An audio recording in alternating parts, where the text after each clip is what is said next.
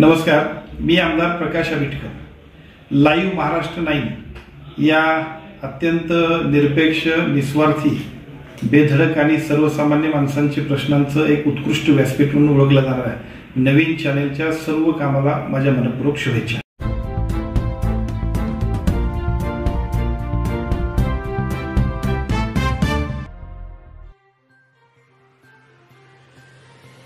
कोल्हापूर ज्योतिबा डोंगर येथे कोल्हापूर जिल्हा ग्रामपंचायत कर्मचारी संघाची बैठक आयटेक संपन्न.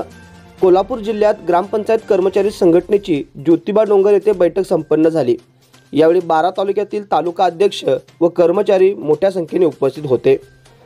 या प्रसंगी जिल्हा अध्यक्ष सम्राट मोरे यांनी मार्गदर्शन केले. या बैठकीत पुढील प्रमाणे मागण्या करण्यात आल्या. अभय यावलकर समितीच्या शिफारशीच्या अंमलबजावणी करणे.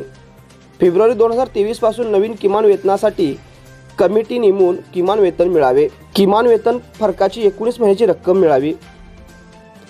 10% आरक्षण प्रमाणे नोकर भरती प्रक्रिया राबवणे. उत्पन्न व वसुली अट रद्द करणे.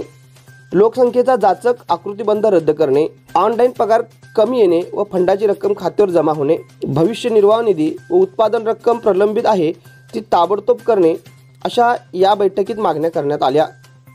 यावेळी जिल्हा अध्यक्ष सम्राट मोरे, जिल्हा उपाध्यक्ष रवी कांबळे, राहुल जाधव, भिकाजी कुंभार, बबन पाटील, गगनबावडा तालुका अध्यक्ष सावलाप्पा कांबळे, उपाध्यक्ष सुरेश पवार, राधानगरी दीपक कांबळे, बुदरगड तालुका अध्यक्ष भिकाजी देसाई, अनिल जखीनकर यासही ग्रामपंचायत कर्मचारी मोठ्या संख्येने उपस्थित होते.